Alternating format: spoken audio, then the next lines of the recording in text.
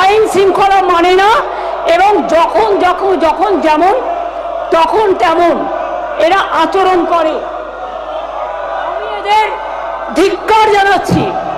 ধিক্কার জানিয়েও আমার ভাষা শেষ হবে না। আমি এদের ধিক্কার জানাচ্ছি।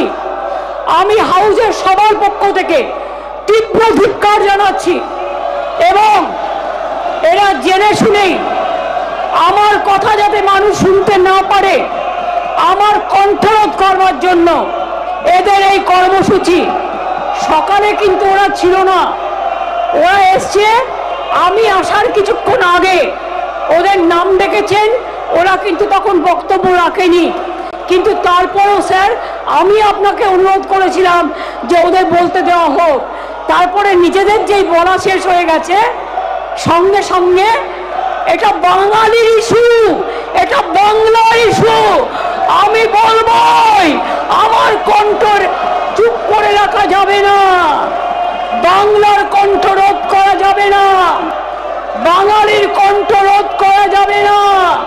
মনে রাখবেন রবীন্দ্রনাথ ঠাকুরের ভাষায় বলি, মোদের গৌরব মোদের আশা আমরি বাংলা ভাষা। মনে রাখবেন রবীন্দ্রনাথ ঠাকুরের ভাষায় বলি, রবীন্দ্রনাথ ঠাকুরের ভাষায় বলি আমরা বাংলাকে সম্মান করি। বাংলার মাটি, বাংলার জল, বাংলার বায়ু, বাংলার ফল এক হোক বলে আমরা বলি বাঙালির ভাই বাংলার ঘরে যত ভাই বোন এক হোক, এক হোক, এক হোক।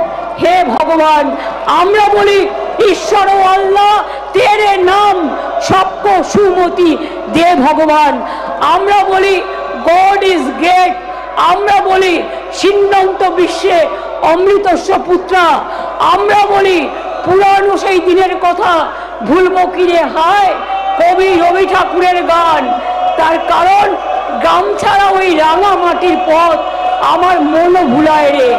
আর এরা হচ্ছে স্বাধীনতার পরে একটা পার্টি যাদের স্বাধীনতাতে কোনো কন্ট্রিবিউশন ছিল না। এরা হচ্ছে আজকে দেশের সবচেয়ে বড় ডাকাত, ডাকাতদের সর্দার, যারা আজকে কোটি কোটি টাকায় দেশটাকে বিক্রি করে দিচ্ছে, মানুষকে বিক্রি করে দিচ্ছে আর লজ্জা করে না।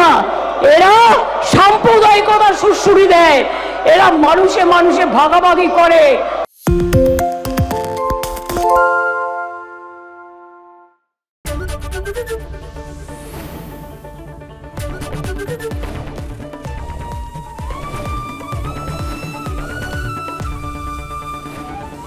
এবিপি আনন্দ এগিয়ে থাকে, এগিয়ে রাখে।